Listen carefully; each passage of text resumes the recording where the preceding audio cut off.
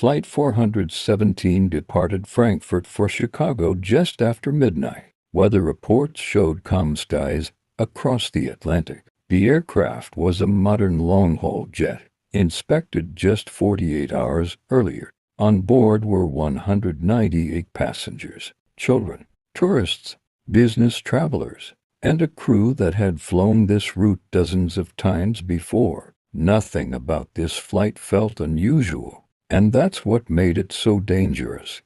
2 hours after takeoff, the aircraft reached cruising altitude. The cabin lights dimmed, seatbelt signs turned off. Most passengers were asleep, but deep inside the aircraft's fuselage, a slow failure had already begun. During manufacturing, a tiny hairline crack formed near a structural joint. It passed every inspection. At high altitude, the pressure difference between inside and outside the aircraft began to stress the metal. The crack expanded, millimeter by millimeter. No alarm sounded. No warning appeared. Aviation disasters rarely begin with explosions. A flight attendant noticed something strange. The cabin felt colder than normal. A metallic smell lingered in the rear section. One passenger complained of dizziness. Another said their ears felt like they were about to burst. The cockpit was notified. The captain checked the instruments. Everything looked normal. Without warning, the crack failed. Cabin pressure collapsed in less than 12 seconds. Oxygen masks were supposed to deploy automatically. They didn't. At 38,000 feet, the human brain loses consciousness in under 10 seconds. Screams never had time to form.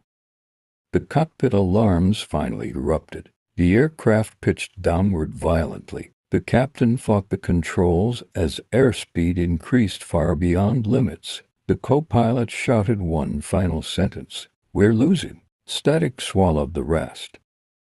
Air traffic controllers called the aircraft again and again. No response. On the radar screen, the signal began descending rapidly, then vanished. The Atlantic Ocean swallowed the flight whole. 3 days later, debris was found floating across miles of ocean.